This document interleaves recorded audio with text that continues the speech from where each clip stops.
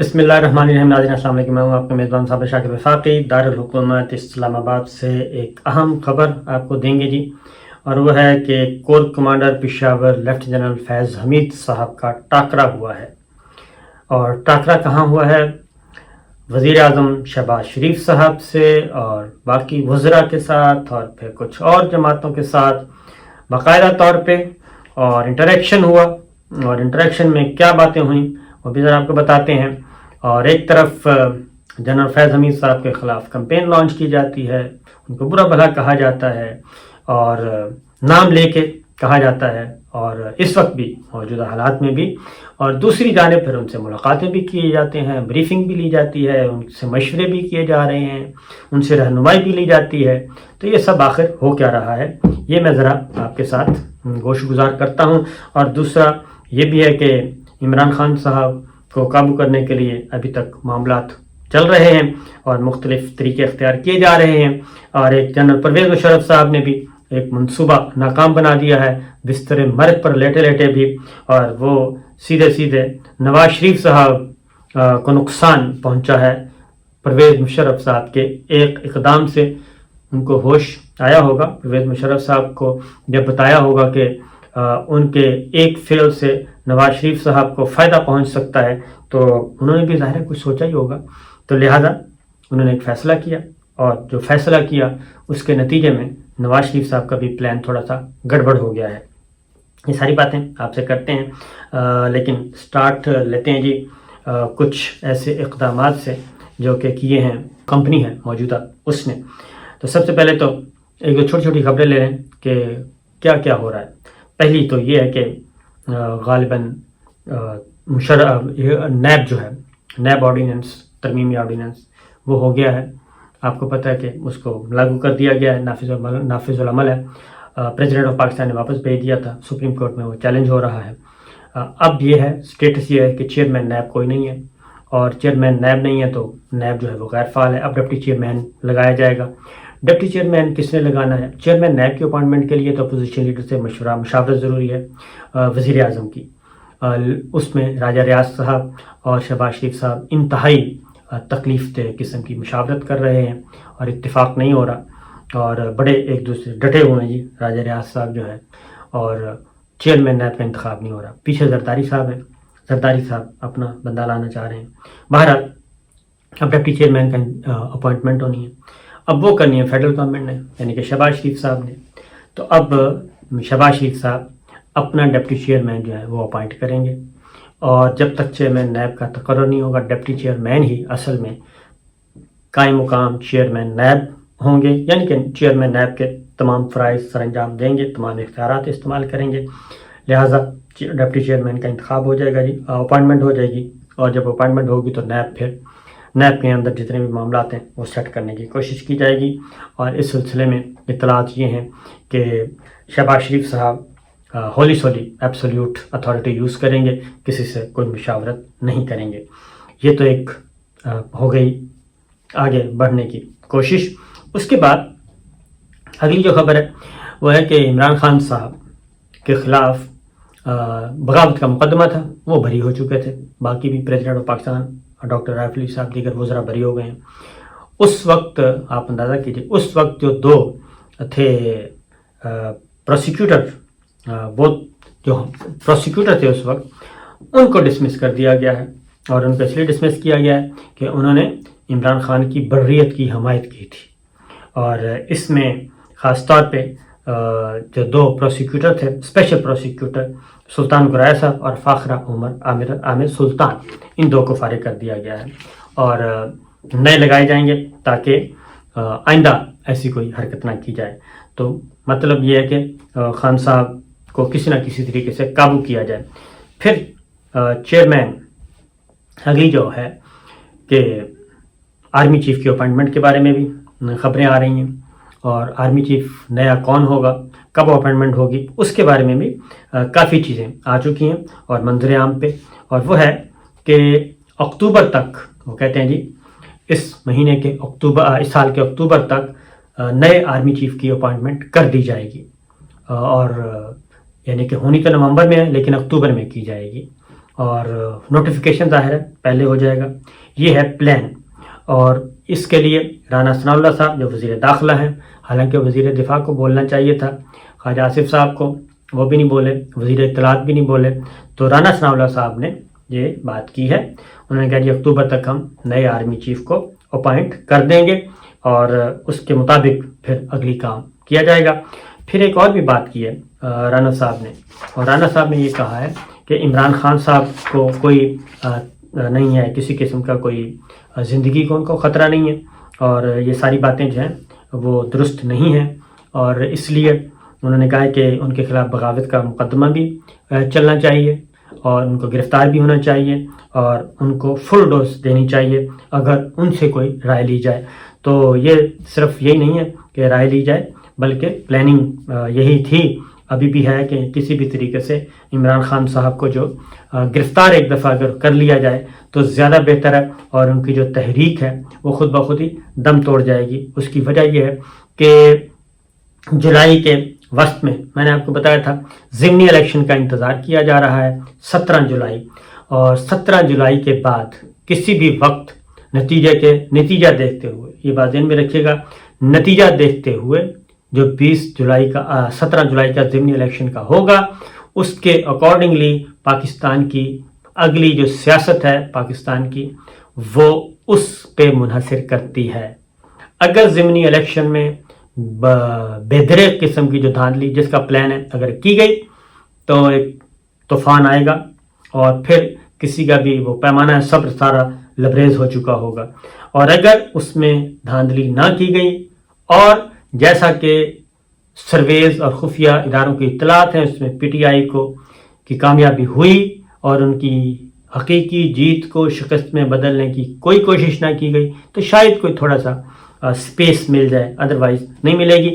اسی لیے کراچی کا جو ضمنی الیکشن ہے 245 ڈاکٹر عامر لیاقت مرحوم کی وجہ سے خالی ہوا، اس میں پاکستان تحریک انصاف اب حصہ لے رہی ہے، اور وہ بھی سیٹ خالی نہیں چھوڑ رہے، کیونکہ پیرالل سارا کچھ چل رہا ہے یہ چیزیں۔ اب آتے ہیں جی نئے آرمی چیف کی اپوائنٹمنٹ، رانا ثناء اللہ صاحب وزیر داخلہ نے یہ بتا دیا اکتوبر، تو دیکھتے ہیں اس میں اب اس بات کا کیا مطلب ہے، کیونکہ زرداری صاحب جو ہیں، اب رانا ثناء اللہ صاحب نے یہ بات سوچ سمجھ کے کی ہوگی، اور اس کی وجہ کہ زرداری صاحب اور ناصر حسین شاہ صوبائی وزیر سندھ جو ہیں آصف زرداری صاحب کے رائٹ ہینڈ، ان کے پوچھے بغیر بالکل کوئی بات نہیں کرتے، انہوں نے تو کہا تھا کہ ایکسٹینشن ہو رہی ہے، اور پھر درمیان میں چیف آف ڈیفنس سٹاف کا بھی عہدے کی بات ہوئی کہ ایک ٹرم 2 سال 18 مہینے سال اور پوری کی پوری ٹرم دے دی جائے۔ تو زرداری صاحب کا تو یہ پورے کا پورا ہے، اور پیپلز پارٹی کا ہے، انہوں نے ان کو راضی بھی کرنے کی کوشش کی گئی، اور نواز شریف صاحب کو، شہباز شریف صاحب کو، اور پھر امیر مقام صاحب کا جانا لندن، وہ بھی ایک امپورٹنٹ وزٹ ہے، کچھ خاص پیغام دے کے بھیجا ہے، کیونکہ آج کل بہت زیادہ وہ پکڑی جاتی ہیں، کمیونیکیشن کسی بھی طریقے سے کی جائے کوئی نہ کوئی سوراخ جو ہے وہ نکل ہی آتا ہے، لہٰذا یہ چیز چل رہی ہے۔ اور پیپلز پارٹی اور ان کا آپس میں یہ رانا ثناء اللہ صاحب کا کہنا ندیم ملک صاحب کے پروگرام کے آ کے اکتوبر، تو اس سے مطلب ہے کہ دونوں کی رائے مختلف ہے، اور یہ میں نے ایسا ویسے پہلے کبھی نہیں دیکھا 1947 سے اگر پوری تاریخ پڑھیں تو میں نے اتنا برا وقت کبھی نہیں دیکھا کہ ہر جماعت اس وقت اپنا آرمی چیف لانے کے موڈ میں ہے۔ شہباز شریف صاحب اپنا لانا چاہتے ہیں، زرداری صاحب اپنا لانا چاہتے ہیں، نواز شریف صاحب اپنا لانا چاہتے ہیں، اور یہ ایک اس سے زیادہ میں کہتا ہوں نقصان ہو نہیں سکتا ایک دنیا کی بہترین پروفیشنل فوج کے لیے، اور اس سے زیادہ نقصان ہو نہیں سکتا۔ اس پرسیپشن کو فوری طور پہ بدلنا ہے میرے عزیز ہم وطنوں۔ سوچو ذرا کہ آخر یہ کیا جوتوں میں دال بٹ رہی ہے۔ آج سے پہلے کبھی ایسا نہیں ہوا تھا، قریب جا کے ہوتا تھا، 2-3 نام ڈسکشن ہوتے تھے، اور اس سے پہلے کبھی تذکرہ بھی نہیں ہوتا تھا، لیکن پورے 1.25 سال سے 1.5 سال سے ایک ہی موضوع ہے، نیا آرمی چیف کون ہوگا، وہ ہوگا، خان صاحب کا یہ ہے، شہباز شریف کا یہ ہے، نواز شریف کا یہ ہے، اور زرداری صاحب کا یہ ہے۔ بس افسوس ہی کیا جا سکتا ہے، اور یہ چیزیں کوئی اچھی نہیں ہیں، اچھی علامتیں نہیں ہیں۔ بہرحال اب آتے ہیں جنرل فیض حمید صاحب کی طرف۔ جو اجلاس ہوا یہ دیکھیں، آپ اندازہ کریں کہ عمران خان صاحب کو گھر بھیج دیا اور رجیم چینج آپریشن کامیاب ہو گیا، سب کچھ ہو گیا، معیشت کا ستیہ ناش ہو گیا، مہنگائی زمین سے نہیں بلکہ آسمانوں پہ باتیں کر رہی ہے، یہ سب کچھ ہو گیا، لیکن اکانومی کو بہتر کرنا ہے تو انہی کے وزیر خزانہ سے مدد لی جاتی ہے۔ شوکت ترین صاحب کو بلایا جاتا ہے کہ جناب آپ ان کو ذرا تھوڑا سا لک آفٹر کریں، ان کو ذرا گائیڈ کریں کہ کیا کرنا ہے، IMF کے ساتھ بات کیسے کرنی ہے، معیشت کو بہتر کیسے کرنا ہے۔ اور تو شوکت ترین صاحب کہتے ہیں کہ ہم نے پہلے ہی آپ کو کہا تھا کہ یہ کام نہ کریں، عمران خان صاحب بھی کہتے ہیں یہ کہا تھا، لیکن مدد انہی سے لی جا رہی ہے۔ اگر وہ اتنے نکمے اور نالائق تھے تو پھر ان کے بندوں کو بلا کے کیوں مدد مانگی جاتی ہے؟ اسی طریقے سے اگر جنرل فیض حمید صاحب اتنے ہی وہ ہیں ناکارہ تھے تو پھر ان کو بلا کے بریفنگز کیوں لی جا رہی ہیں؟ یہ ایک المیہ ہے۔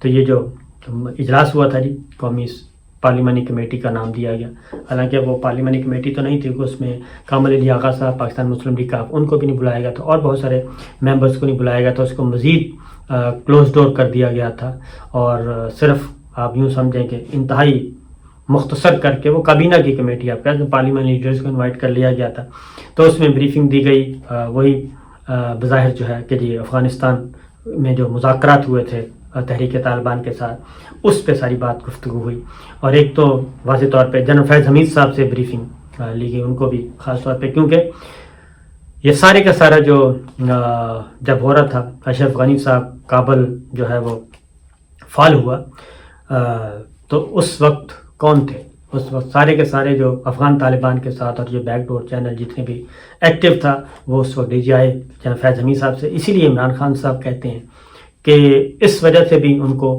کنٹینیو کرنا چاہ رہا تھا کہ میں بتاؤ DGI، تو یہ وجہ تھی، تو وہ ثابت ہو رہا ہے کہ وہ وجہ موجود تھی افغانستان کا معاملہ۔ اب تحریک طالبان کے ساتھ بھی افغان طالبان کے ذریعے ہی ان کے ساتھ مذاکرات ہوئے ہیں، وہی درمیان میں گارنٹر بنے ہوئے ہیں، وہی درمیان بٹھا رہے ہیں، افغانستان میں مذاکرات ہو رہے ہیں، جرگہ گیا تھا، تو پھر اس میں آرمی چیف بھی تھے، DGMO بھی تھے، اور DGI بھی موجودہ تھے، لیکن جنرل فیض حمید صاحب خاص طور پہ کور کمانڈر پشاور وہ گئے ہوئے تھے، وہاں پہ انہوں نے بریف کیا، انہوں نے مائنس پلس بتایا، جو کچھ چیزیں ظاہر پیچھے سے چلی آ رہی تھیں وہ کی۔